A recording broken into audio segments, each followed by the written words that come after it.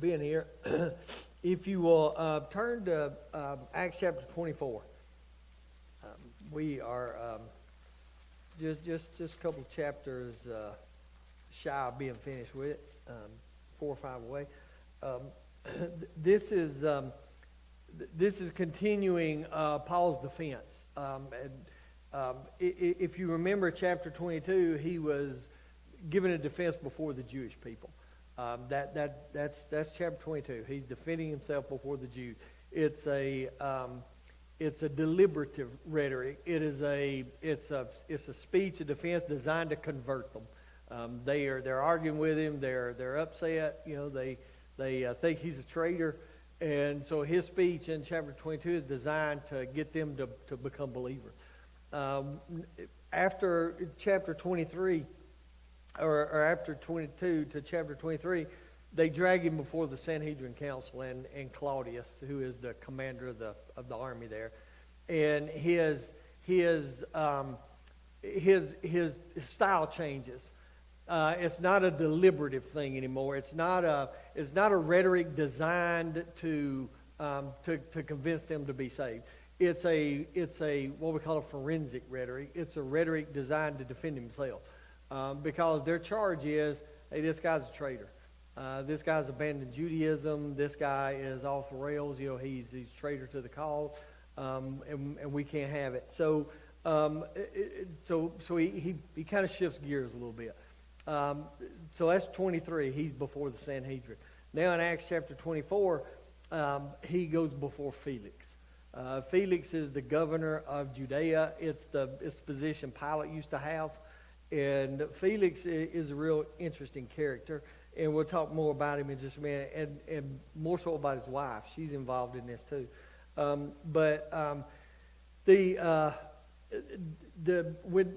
they moved Paul up to Caesarea, remember Claudius, the commander of the army, decided Jerusalem was too rough. The Jews were going to tear him apart. He's afraid. So he got anywhere between 270 and 570, depending how the words translated. He got that many soldiers take him up to Caesarea, which is Caesarea Maritima. It's on the coast of Israel. It's on the Mediterranean. It's where Herod built a fortress. And so they got all these soldiers take him up there. Now, when he's transported to Caesarea, it marks a 2-year imprisonment. He's going to be held prisoner for 2 years. They're going to claim that it's pretty much for his own good, and maybe it is. But I think most of it is Felix is trying to do like Pilate. You remember Pilate said, "I want to appease the Jews. The Jews want Jesus killed. I don't see a problem with him, but I got this prisoner Barabbas, so I just let him choose. I'll appease them. Let them pick." It's kind of what Felix is going to do. He's going to say, "These Jews want him killed. I need peace," because the governor's job is to keep peace in Jerusalem. That's number one thing. As a matter of fact, because he doesn't, is going to get him fired. At the end of this thing. And so to appease the Jews, Felix is going to say, we're just going to throw him in prison and leave him there. And so beginning in chapter 23, Paul's going to be in jail for 2 years. And so it's not a cruel jail. I mean, he's locked up, but at least they're treating him a little bit better because he's a Roman citizen. So anyway, he's going to be there for 2 years. So look at chapter 24, and we'll get started in this. Because here's what Luke's going to do. Let me point out 3 things that Luke does in this chapter. Number one, he's going to really go over again the charges against Paul by the Jews. This is why they're mad. This is why they're upset. The second thing he's going to do is show us how Paul responded. What's Paul's reply? What's his response? And the third thing is he's going to show us Felix's response in this chapter. So if you look at verse 1, chapter 24. After 5 days, the high priest Ananias came down with some elders, with an attorney named Tertullus, and they brought charges to the governor against Paul. Now there's a lot packed into that first verse. If you notice the first phrase, after 5 days. Going from Jerusalem to Caesarea is a pretty rough trip, pretty lengthy trip. You're walking up north. It's pretty mountainous, pretty rough terrain. And Ananias is the high priest. They've got this Jewish guy. They don't like Paul. He's a Jew, but he's a traitor Jew, they think. So they're going to kill him, but Claudius intervenes. And Claudius grabs Paul, sends him up to Caesarea. Look what Luke says. 5 days after, Ananias the high priest and some other Jews show up in Caesarea. In other words, this is so serious to them, the high priest decided to go. The high priest usually wouldn't attend something like this. It's too beneath him. And so they're so bent on Paul dying. Because you remember they made an oath in chapter 23, and they said, we're not going to eat or drink anything. This man's dead. And so he goes up to Caesarea, and Ananias and some Jews go up there, and they're going to find out what's going on. Look at the second thing in verse 1. They take an attorney named Tertullus. Tertullus is a Hellenistic Jew.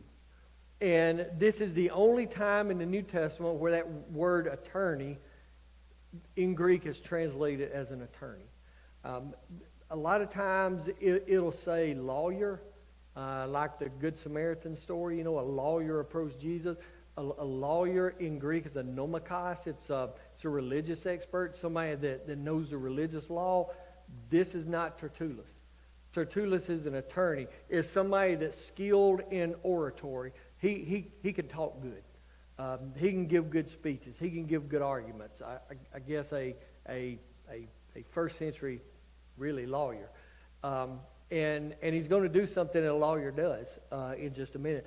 So here's setting the stage for this. Paul, the Jews want to tear him apart. So they move him up to Caesarea to protect him.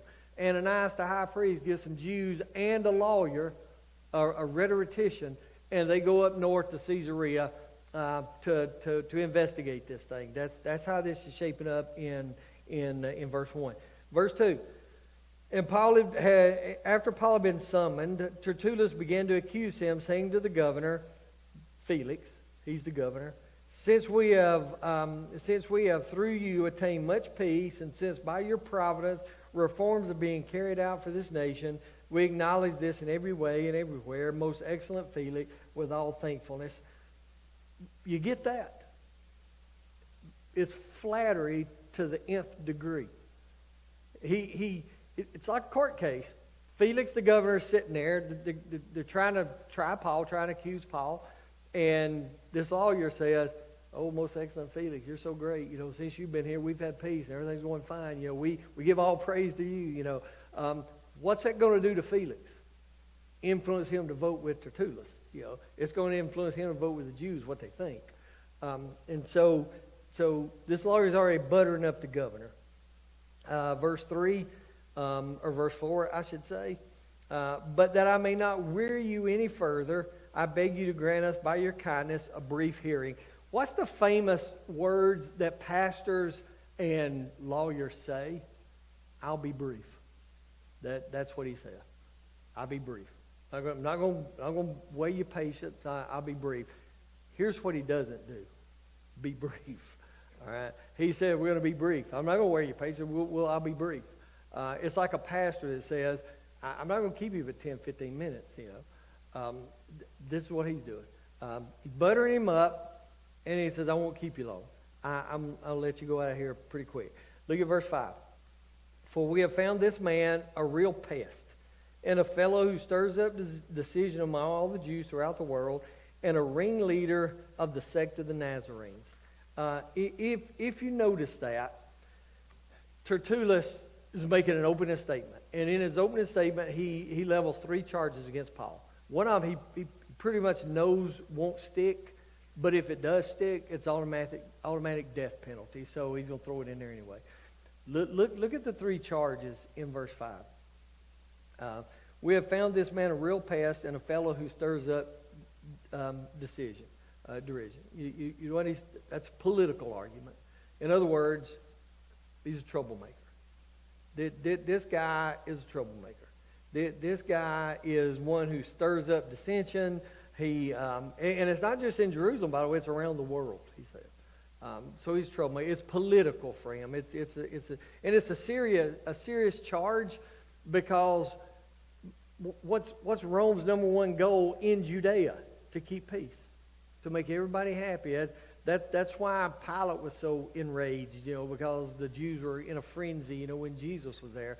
And that's Felix's job. That's his number one job from the government of Rome, from the emperor. Keep peace in Jerusalem. Keep peace there. And so Tertullus said, this guy's not keeping the peace. This guy's sowing dissension, and he's a real troublemaker. So that's charge number one. Look at verse 5. He's a pest. He's a fellow who stirs up dissension among all the Jews throughout the world, and a ringleader of the sect of the Nazarenes. So his second charge is a personal one. And he says he's a sect leader of the Nazarene. In other words, he's a heretic. It's a personal thing. This guy's a heretic. This guy is a ringleader of a cult outside mainstream Judaism, because the Jews are about Judaism. You got to be Jew. You got to be Jew. And one of the problems they had with Paul was he was going to Gentiles and saying, you guys can be Christian without first becoming a Jew.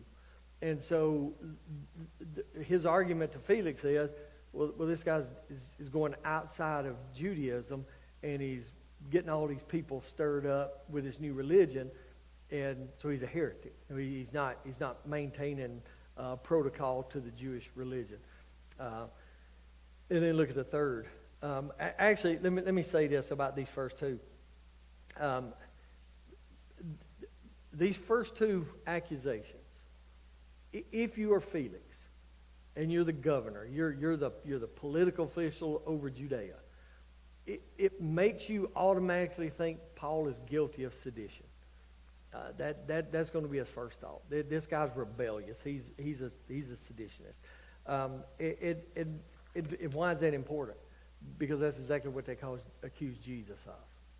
This guy's causing sedition.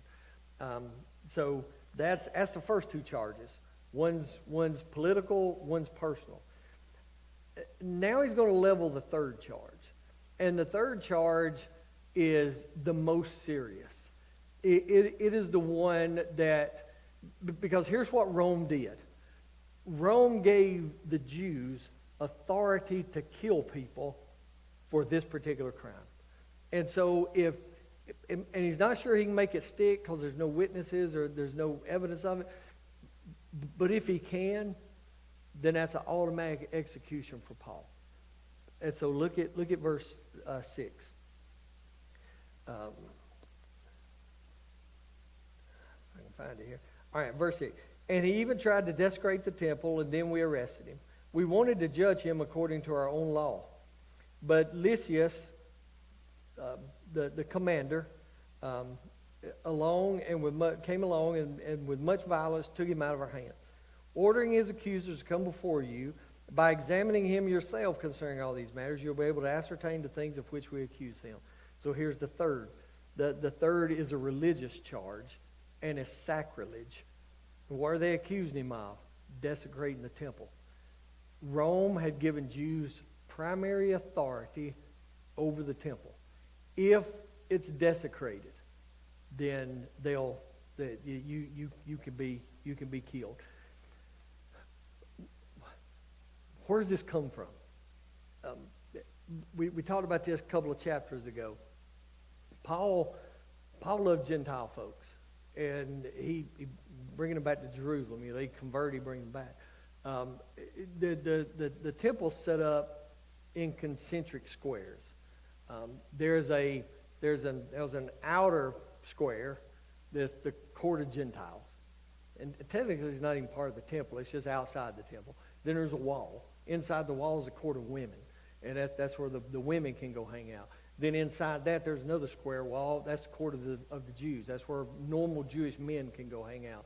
Then inside that is the holy place, the holy innards of the temple. That's where the priests can go in. Here's what Paul did. He took a Gentile named Trophimus and brought him through the Gentile court, through the women's court, into the Jewish court.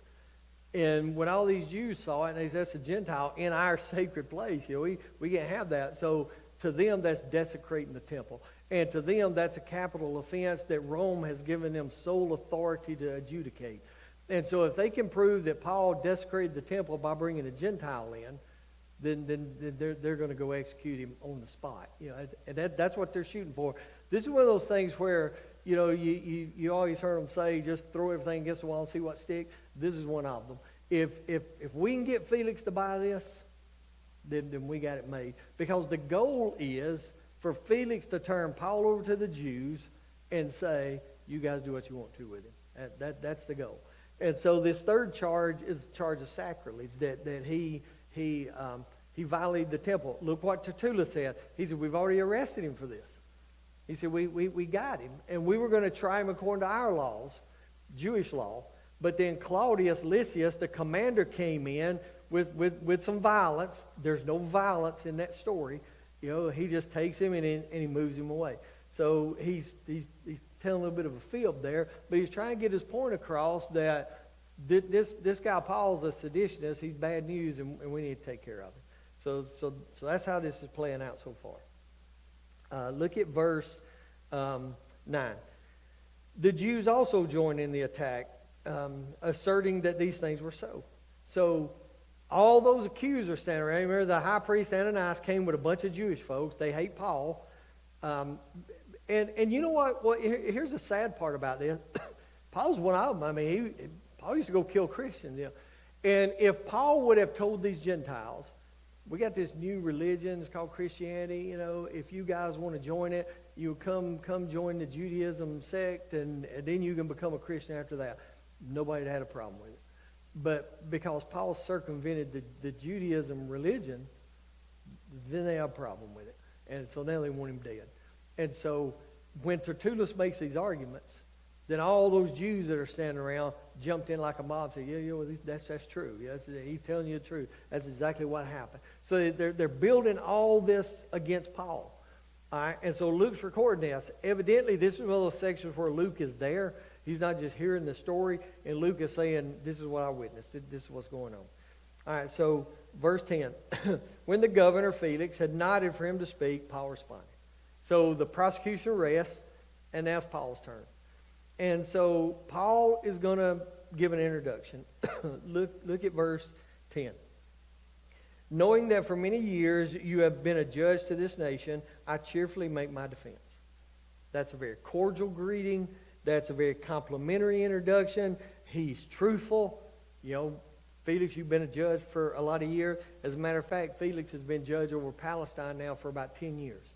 And so Paul said, you've been a judge for 10 years now, and we respect your authority. All right, look at verse 11. Since you can take note of the fact that no more than 12 days ago, I went up to Jerusalem to worship. All right, so Paul's going to systematically, one by one, answer those charges. All right, so the first charge is political. Tertullus said this guy went to Jerusalem and he caused a revolt. He's a seditionist. He stirred everybody up. He got everybody mad. It broke the peace in Jerusalem. Look at Paul's defense in verse 11. Paul says, I've only been there 12 days. How in the world could I be an insurrectionist in 12 days? 12 days is not enough time to get the public menace thing going on that you guys claim that I am. I've only been there 12 days. I went to Jerusalem, Paul says, to worship. I didn't go for a political thing. I went to worship. And he says, I went to take money to those Christians in Jerusalem. So I didn't have sedition on my mind. Even if I did, 12 days is not enough. It would have took longer than that to whip up that whole city into a frenzy. And so Paul said, I dispute charge number one because it wasn't there long enough. I didn't have time. Let's look at verses 12 and 13. Neither in the temple nor in the synagogue nor in the city itself did they find me carrying on a discussion with anyone or causing a riot, nor can they prove to you the charges of which they now accuse me.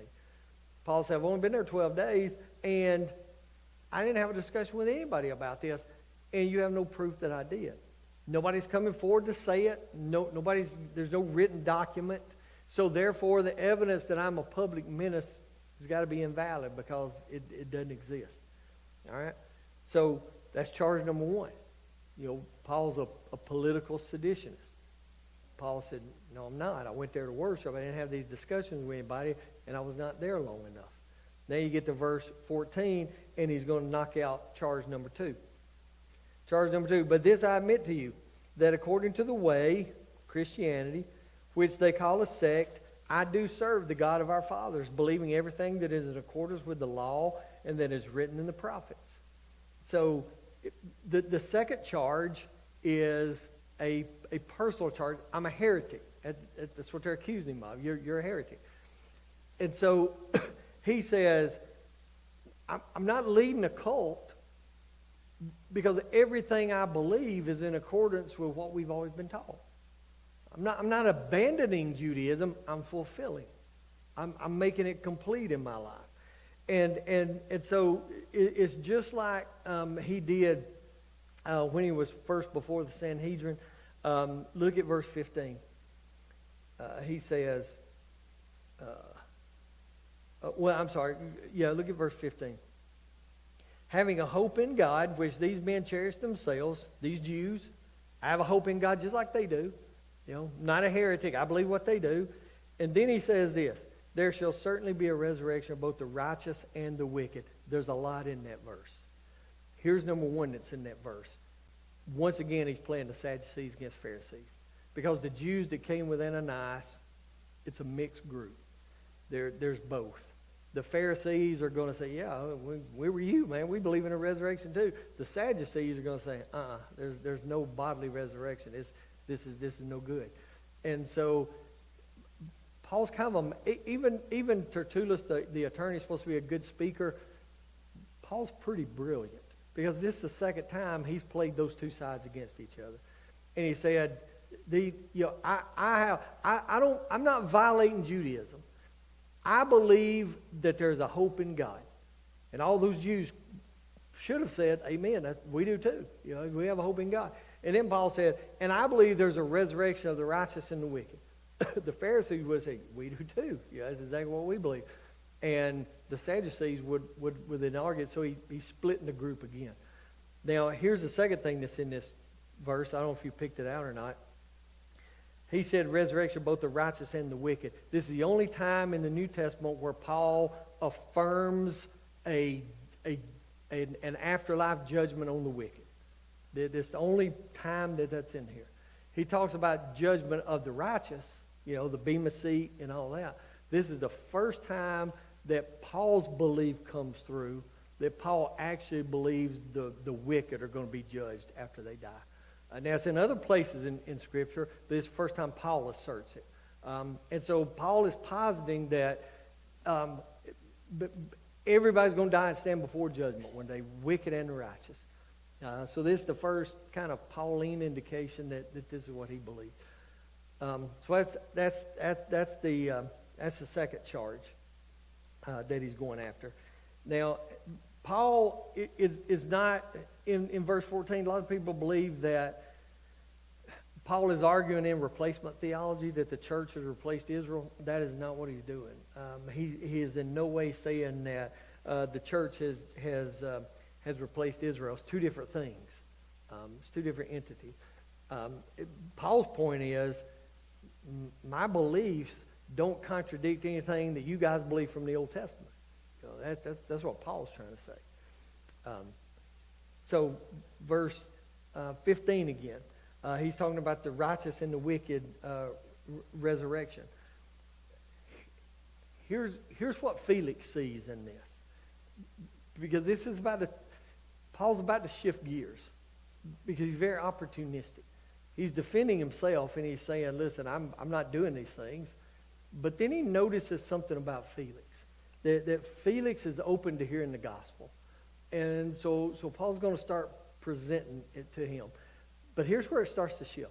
When Paul starts talking about the resurrection and people start talking, then Felix understands right off the bat that Paul and Ananias disagree on that point. They have a not just disagreement, a strong disagreement. And so he realizes that that this is a religious issue within Judaism. Has nothing to do with politics. It has nothing to do with sedition or anything else. It's a religious thing. And so Paul's going to kind of seize on that. Look at verse 16. In view of this, I also do my best to maintain always a blameless conscience both before God and before men. So here's what Paul's saying. Because I believe God's going to resurrect me. I believe in a resurrection of the dead. Pharisees do, Sadducees do not. Paul says I do. And Paul said, since I believe that, then I want to maintain the semblance of a good conscience while I'm here. I want to live right. And so I'm not trying to cause problems. I'm just trying to believe what I believe to be the truth. Now, verse 16. Verse 17. This is where Paul answers the third charge, which is the most serious. Now, after several years, I came to bring alms to my nation and present offerings, in which they found me occupied in the temple, having been purified without any crowd or uproar. But there were some Jews from Asia. And then he's going to go on to talk about these Jews from Asia. In other words, Paul said, here's why I came back to Jerusalem. I came back to bring a monetary gift to the poor, hurting Christians. That's why I came back. And he said, my desire is to help them because I want to see the unsaved become saved. That's why I went back. And so then at the end of verse 18, Paul said, I completed my purification rites. I didn't go into the temple unclean. I didn't go in there with wicked motives. I went in the temple with a clean conscience. And then he says, but I admit to you, there was other Jews from Asia in there, in the temple. And so at this point, Paul kind of breaks off his train of thought. And he's going to start talking about something else. He could have said, Paul could have said, it was those Asian Jews that caused all the problem. They did it. All the commotion, all the problem, it would come from them. That's what he could have said. I don't know if the Sanhedrin already ruled that out or not, but that's what he could have said. But Paul doesn't throw him under the bus. Instead, he's going to shift gears just a little bit. Look at verse 20. Or else let these men themselves tell what misdeed they found when I stood before the council. Verse 21. Other than for this one statement, which I shouted out while standing among them, for the resurrection of the dead, I'm on trial before you today. So Paul said, you got some accusers here. Ananias, the high priest, is here. Some other Jewish elders are here. Some Asian Jews, Tertullus is here. There's a bunch of accusers in here. And here's what Paul said. I stood before the Sanhedrin council, and they didn't find me guilty. And so let one of those, Ananias or Tertullus or one of those other Jews, let them come in here and tell evidence that the Sanhedrin didn't have. Because I've already went through this in Jerusalem. I stood before the Sanhedrin, 70 people, Pharisees and Sadducees. Not one of them found me guilty. So if they have more evidence, let them bring it forth. Let them find it. So Paul said, Felix, to be honest, I'm here over the resurrection. That's the reason I'm here. It's about the resurrection. Now, here's one of the greatest things about Paul, which I wish that all of us could do. Paul speaks in his own defense very boldly. Paul's of the mindset that if I die, I die, but I'm going to be bold and fierce in what I believe. However, Paul also knows that God had already spoke to him and said you're going to live to go to Rome, so you're not going to die here. But Paul's very bold. There's no bitterness. There's no self-pity. There's no finger pointing and blaming somebody else. Paul just says, here's what I did, here's why I did it. I didn't break any laws. I wasn't trying to cause problems. I was just trying to worship. So that's Paul's defense. Now look at verse 22. Here's where it gets really personal with Felix. Verse 23, but Felix, having a more exact knowledge about the way, put them off, saying, when Lysias or Claudius, the commander, comes down, I'll decide your case. Felix said, I understand Christianity better than y'all do. How does he know that? Several sources. One of them is he has a Jewish wife. And I want to talk about her in a minute. And this really has nothing to do with the Bible story, but I just think it's pretty cool. So he has a Jewish wife. Second of all, there are lots of people that travel in and out of Felix's part of the empire. And so he's picked up stories. He's heard things. And Felix said, I know better than y'all do. And so he said, your commander, Claudius, Lysias, he's already written me a letter explaining his point of view. Basically, Claudius said, I don't think he did anything wrong, but the Jews are in an uproar, so I'm going to send him to you, He said, I've already read that. He said, so here's what I want to do. I'm going to tuck you aside, and then when Claudius gets here, we'll decide. So I'm not going to decide today. This is where that appeasement comes in. The Jews are ready to kill him. Felix can't find any fault. I mean, he doesn't know what he's done. So here's what Felix is doing right here. Paul, I'm going to put you in jail, and I'm going to keep you here until we can get this sorted out. Well, it's going to be 2 years. Paul's going to be in prison for 2 years waiting for them to sort this out because nobody wants to make a decision. Now, look at verse 23. Then he gave orders to the centurion for him to be kept in custody and yet have some freedom and not to prevent any of his friends from ministering to him. Again, he's in prison, but it's not a cruel prison. His friends can come and go. His people can come and minister to him. Nobody's going to mistreat him. He has a little bit of freedom. But he can't leave. And they're saying this for his protection. I don't know. And maybe so. Look at verse 24.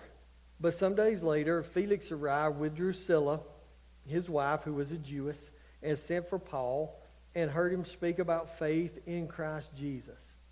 So, some days later, I don't know how long that is. Some days later, Felix, with his current wife Drusilla, comes to the prison to talk to Paul. And what does Paul talk about? What's the subject? Faith in Jesus. The governor comes to see him. He's put him in jail. He says, I'll decide this later. Then he comes to see him. Paul doesn't beg for his freedom or any of this kind of stuff. Paul said, let's talk about Jesus. Let me tell you how to be saved, basically. Now, let me tell you about Drusilla. Drusilla, to me, is interesting, and she's going to play a part in this.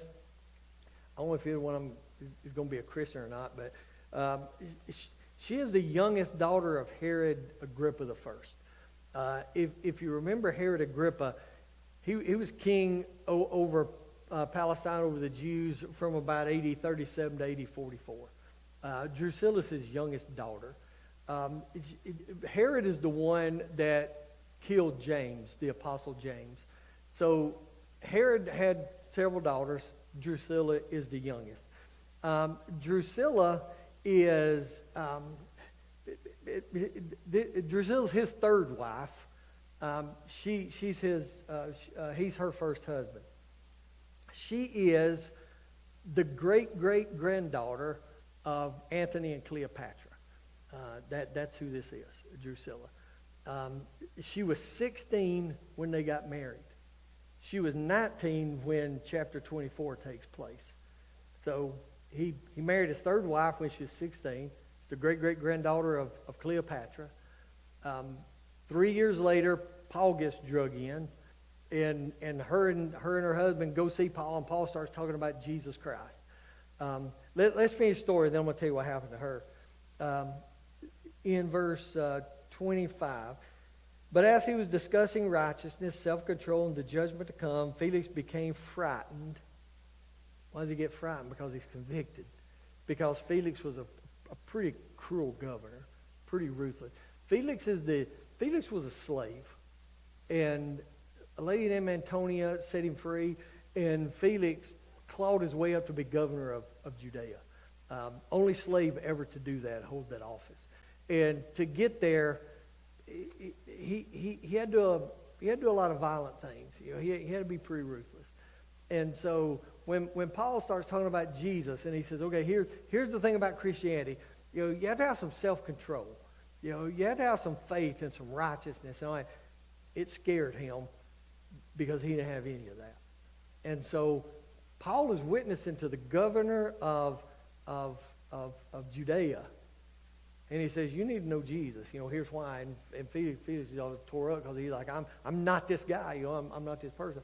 But this is fulfilling Jesus' words. Remember, Jesus said about Paul, he's going to be ministers to kings and rulers.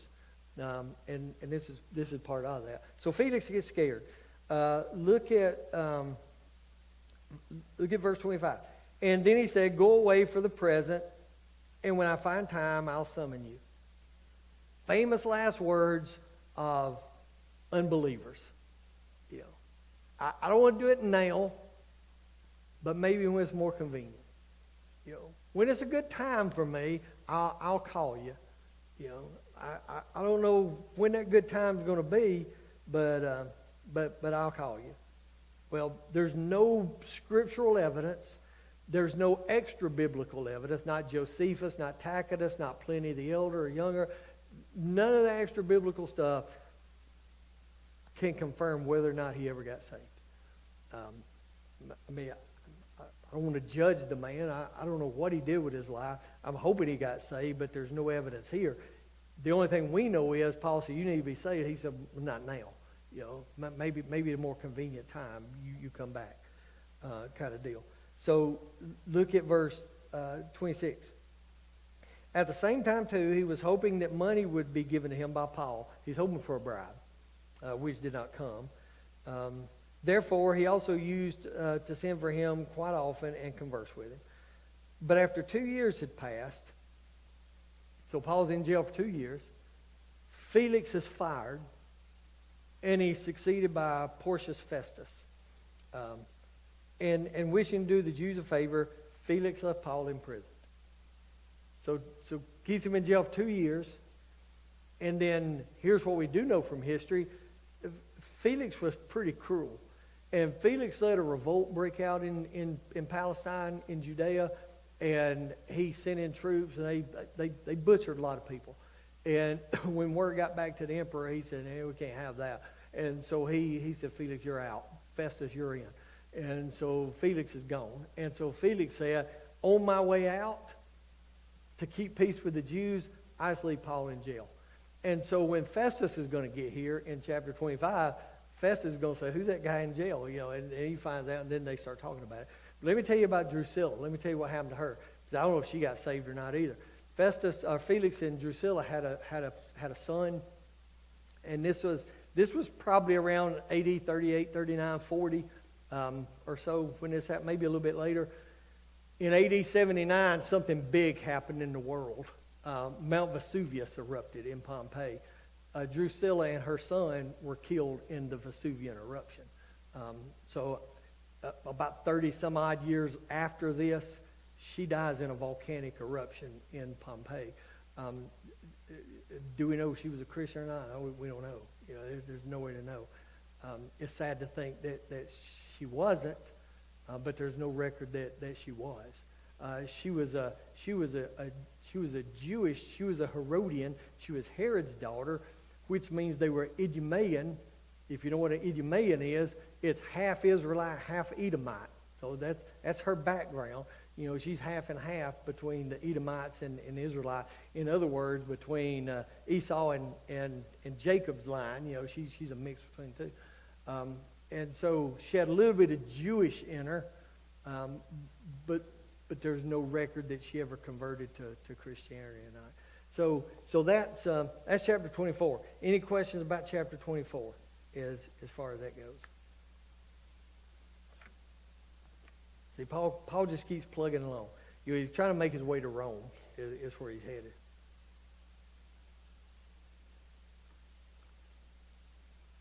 All right, well, we can dismiss our online folks, and we have a prayer list.